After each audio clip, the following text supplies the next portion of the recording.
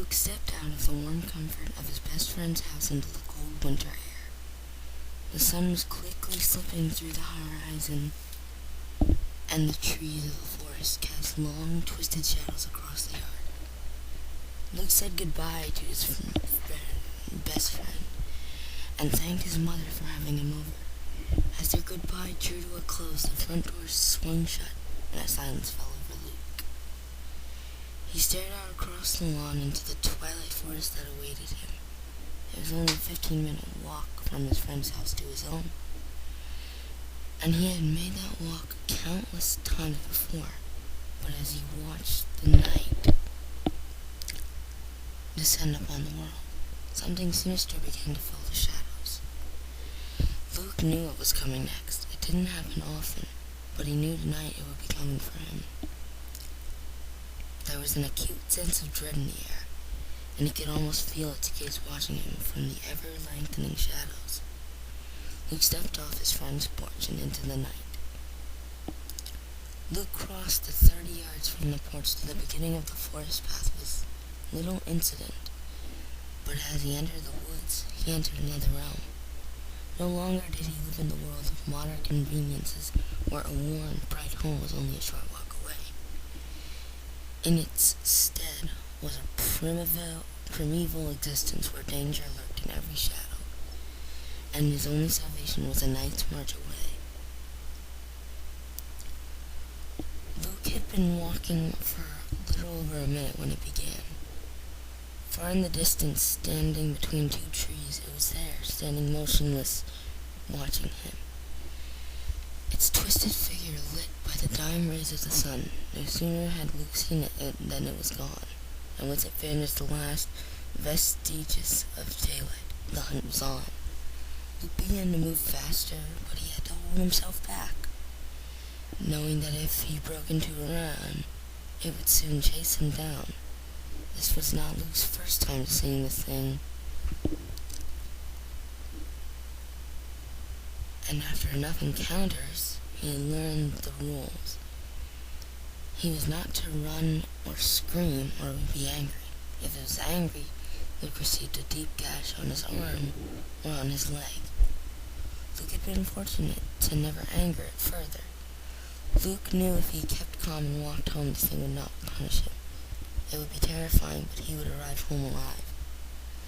The first time he saw it, he had run home with his heart ready to rip itself out of its chest. He received a nasty cut down his leg for his troubles, and arrived home dirty, bloody, and trembling. He had stumbled into the house and sunk to the floor, shaking and crying. When he told his mother what had happened, she dismissed the whole thing as a product of his overactive imagination. She promised to get rid of the thorn bush that had scratched him and told him to calm down. Since then, he had stopped telling his mom when he saw it, and when the thing cut him, he hid it from her.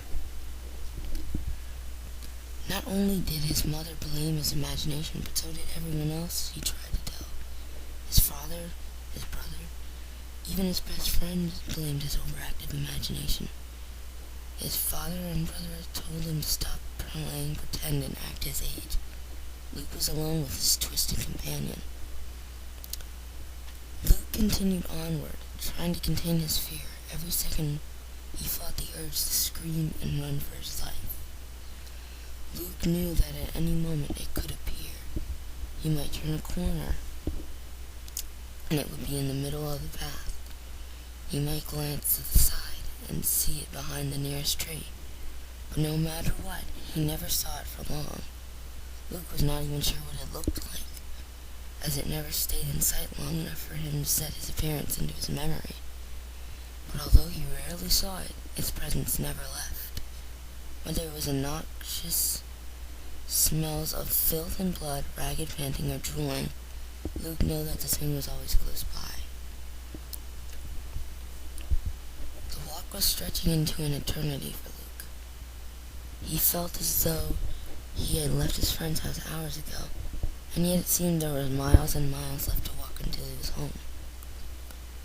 Luke began to pick up the pace a little, and as his step quickened, he heard a shuffling gait behind him began to rustle the leaves.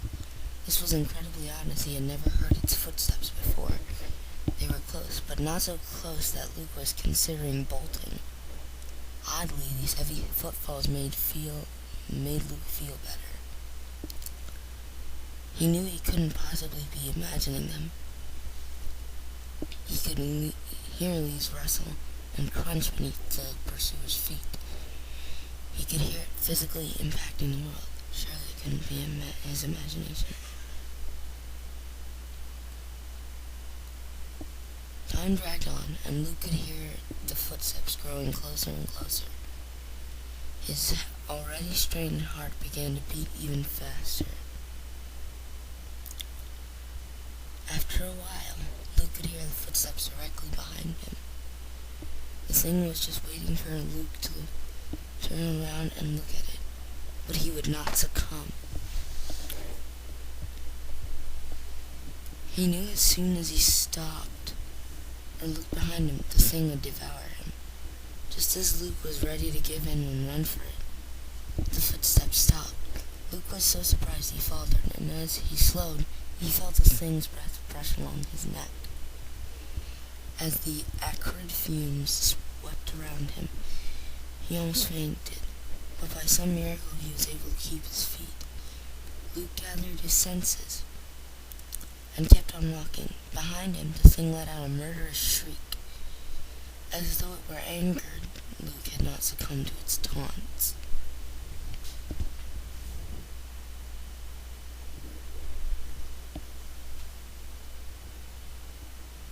Luke was more frightened than ever, but he refused to give in to the thing. Luke shoved his hands into his pockets, stared at his shoes, and picked up the pace. Luke kept on this way for several minutes, and for several minutes all was quiet. Luke began to hope that tonight's nightmare was over. As he raised his head to check his surroundings, his eyes fell upon the feet of his pursuer. It was standing there in the middle of the path, waiting for him. Luke refused to look. He stared at its vile feet, refusing to meet its demonic gaze. Its feet were sick and disfigured, with yellow cracked talons protruding from them. The largest one was curved like a raptor's and stained with blood. The skin was a sickly pale yellow and covered in pock marks and warts. The arch of the foot was inhuman and twisted almost like a coiled spring. Luke was almost sick, but again he found a way to keep himself under control. Almost as Luke had taken in the thing's sick feet, they were gone. Luke could take no more. He broke into a run. He knew the thing would be furious, but he no longer cared.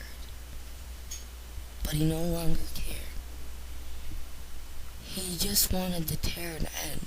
As he ran, he heard the thing stomping behind him. Its footfalls were thunderous, and it let out a bloody shriek. Luke could hear the fury in its cry, and it drove him to run even faster. Luke could tell he was close to home. If he could hold out for 30 more seconds, he could make it out of the woods. The thing's footfalls drew even closer, and Luke was almost ready to give up. His legs were moving slower and slower by the second. His lungs were burning with each breath, and his face was growing cold, as though his blood were seeping out of it. Luke caught sight of the edge of the woods, and with one maniacal last burst of energy, kept going. He heard the thing closing in. Its screams grew frenzied as it prepared to kill, and just as Luke began to feel the thing's claws sink into his shoulders, he burst beyond the tree line and onto his own lawn. Luke stumbled to his porch, wheezing the whole way. He dragged himself onto the steps and collapsed, trembling as adrenaline coursed through his exhausted body.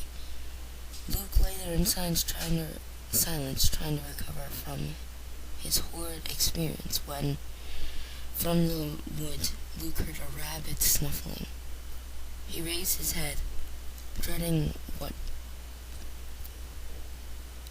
he might see. From out of the woods emerged the thing. Luke had no idea what to do. The thing always disappeared when he had left the woods. The thing had broken its own rules, and Luke was too exhausted to do anything but watch it draw closer to him.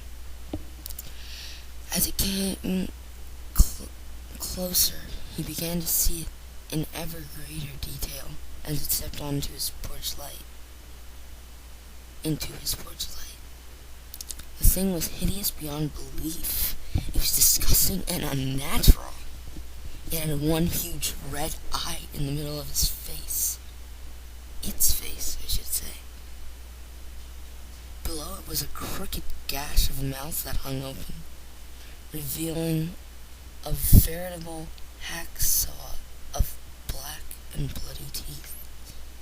It had no nose or ears, and its head was covered in limp spikes. Its shoulders were uneven, as one arm was gimpy and the shoulder twisted. The arm was withered and hung by the creature's side. Its other arm was massive and had claws matching those on its feet.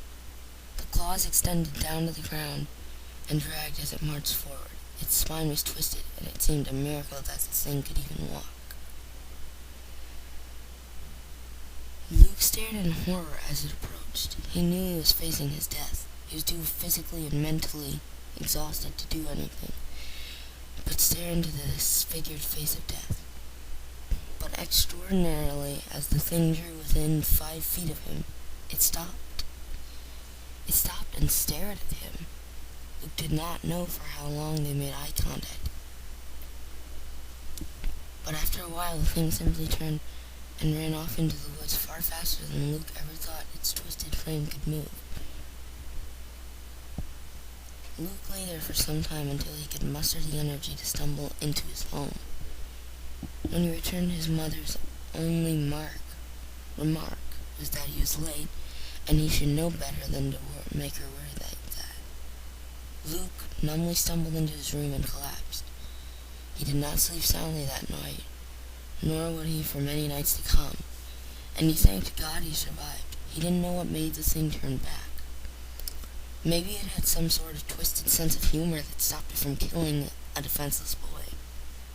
Or maybe it just wanted to preserve him for another night of sport. Luke didn't know, and Luke didn't care.